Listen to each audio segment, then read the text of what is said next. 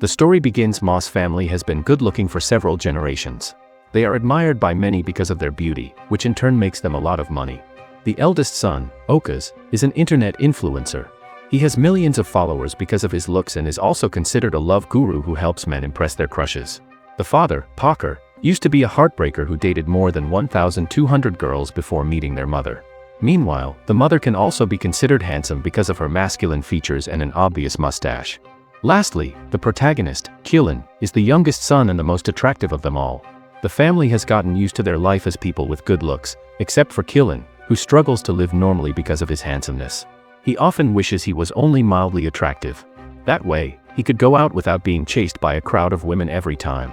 Girls go crazy, pass out, pull their hair, and often get nosebleeds on getting a look at his attractive face. As a result, he has never had a genuine interaction with a girl. He avoids going out in public as much as and has been homeschooled until now. Keelan has no friends he can talk to other than his pet fish. He often plays cards with it and talks to it out loud. His family watches him through a camera in worry. They want him to have a normal teenage life and try their best to help him. Okas frequently shows him pictures of girls trying to hook him up with someone. However, Keelan says that his type in girls is someone who doesn't like him. He wants to be seen for his personality and interest, not his face. Perhaps Keelan wants to date his fish. When nothing works out to motivate Keelan to go out, the family takes it a step further. They plan to fake financial problems and guilt him into going to school. One night, when Keelan wakes up to drink water, his parents pretend to be worried about their finances. They dramatically declare that they will only eat scrambled eggs for breakfast until they earn enough money for Keelan's homeschooling. He feels awful to be causing his parents so much trouble. The next morning, he declares that he will be going to school for the upcoming semester. The family is overjoyed until he mentions that he will only go to an all-boys school. Although they would have preferred him to be able to talk to girls, they are happy to take one step at a time. A few days later is Keelan's first day at an actual school. Okas drops him off on his bike, but Keelan doesn't take his helmet off.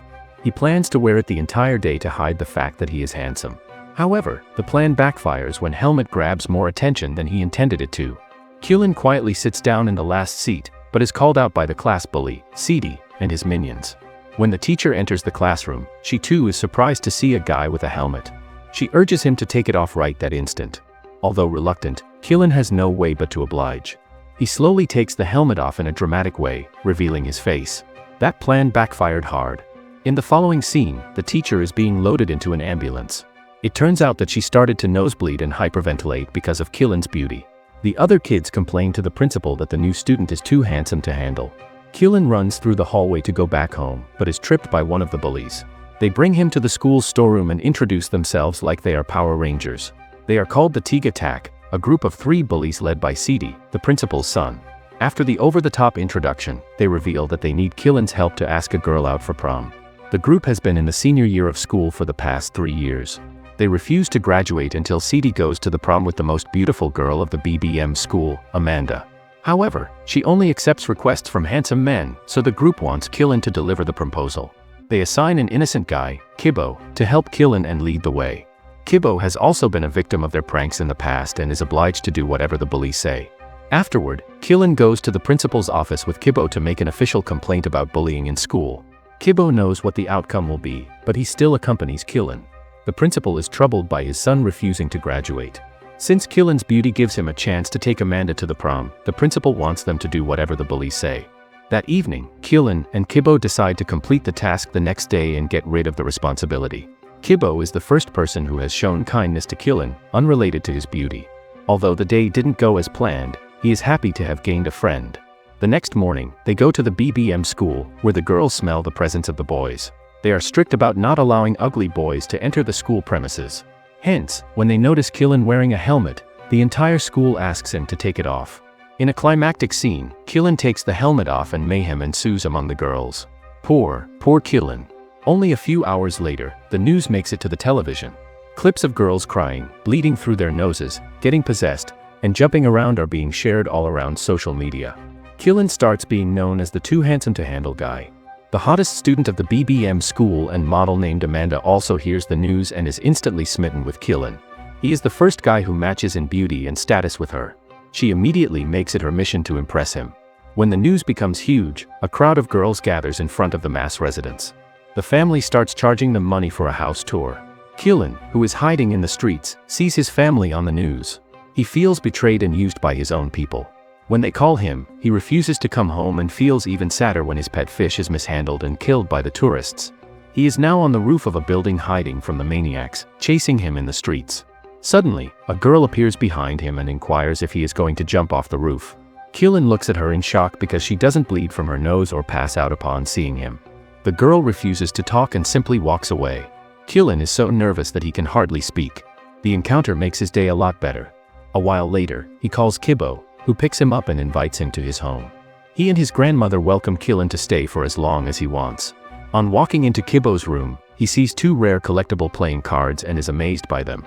They realize that they share several common interests and playing card collection is one of them. The following day, they visit the all-girls school to look for the girl from yesterday. While they are at it, they also meet Amanda and give her the files of the proposal sent by CD. Amanda pretends to be unimpressed by Keelan's beauty, but after he leaves, her nose bleeds profusely. Keelan sees his crush on the stairs, but the other girls surrounding him do not allow him to meet her. For the next few days, Kibbo and Keelan do everything together and become best friends. One afternoon, Kibbo takes Keelan to play futsal, where he frequently goes to meet his crush, Riri. After the match, Keelan notices the girl from the roof working at a shop nearby.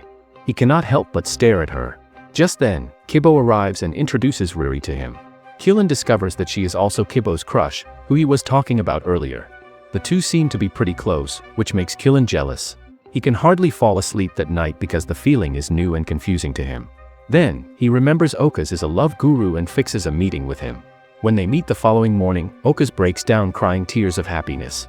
He has been waiting for this day to give his brother advice on girls. Keelan has forgiven his family for selling him out to his fans, because if that had not happened, he would never have met Riri. The brothers then go shopping for groceries, while Okas lists out the points of things Keelan should do to impress his crush. As Keelan follows Oka's suggestions, he registers he is far from knowing Riri like Kibbo knows her, but he still doesn't want to give up on his first love. One afternoon, Amanda comes to the boys' school and hands Keelan an invitation for her birthday. Alongside it, she also gives him a phone as a gift. Later that day, Kibbo, Keelan, and Riri go to karaoke. Eventually, Riri and Keelan get to sing together. While Keelan is excited to duet with her, Riri only focuses on Kibbo. He soon registers that she also likes Kibbo back. The revelation makes his heart crumple in jealousy. So, when Kibbo is not around, he bluntly asks her if she has a crush on him. Initially, Riri denies it, but when Keelan lies about Kibbo being in love with Amanda, her face drops. Her expression is enough to confirm his suspicions. After returning home, Keelan calls Amanda and asks her for a favor. She happily agrees to do anything he says. The next day, several people gather at the venue to celebrate her birthday. When Keelan and Kibbo arrive, Amanda welcomes them. Strangely enough, she seems to be more interested in Kibbo than in Keelan. She even pulls him aside to talk to him in private. At the same time, Riri arrives at the party and sees Amanda kissing Kibbo. Heartbroken, she runs outside. Taking advantage of her vulnerability, Keelan confesses his feelings for her. Riri thanks him but claims that she never saw him as someone more than a friend. Even after conspiring against his only best friend, Keelan gets nothing in return. The group of bullies also see Amanda kissing Kibbo and are enraged with jealousy and anger. They beat Kibbo up for it while Keelan watches from nearby, too scared to interfere. Later, he brings Kibbo home and dresses his wounds alongside his grandmother. Only after seeing him moan in pain does Keelan realize that he has made a huge mistake. The next day, Kibbo gives him a legendary card from his card collection that Keelan had been wanting for a long time. Guilt-ridden, Keelan confesses to everything wrong he has done until now. Kibbo is shocked and hurt by the betrayal. He claims that he would have left Riri if he knew Keelan liked her too. The words do nothing but hurt Keelan even more. At last, Kibbo orders him to get out of the house immediately. Knowing that he is in the wrong, Keelan simply leaves. He finally returns home after a month. His family is overjoyed, but the same cannot be said for Keelan. He locks himself in his room and doesn't talk to anyone. But most of all, he misses his best friend. The two bump into each other at times but never share anything more than a glance. At home, Keelan's mother is worried about his well-being. She approaches him one night and gives him his pet fish that never died. She also tells him that he can go back to being homeschooled if that is what he prefers. The family only wants his happiness and is ready to do anything for it. Keelan, touched by her words, realizes that he has people in his life who are rooting for his success. This motivates him to make things right between him and Kibbo. The next morning, he runs to Riri and tells her everything. Following that, he goes to Kibbo and tries to apologize. Although Kibo dismisses him at first, when asked about Riri, he starts to describe how much he loves her. Kyulin shows him that Riri was listening to him on the phone the entire time. That way, he mends their relationship and goes back to being both of their friend. A few days later, they all go to prom together. Kibo's date is Riri, while Kyulin's date is Amanda. Whatever happened to that bully, CD? Who cares? As expected, Kyulin and Amanda win the title of prom king and queen. Kyulin hears a girl comment that he is only mildly handsome and is instantly drawn to her, indicating the start of a new relationship. Make sure to subscribe and turn on notifications so you can watch more videos like this. Thanks for watching.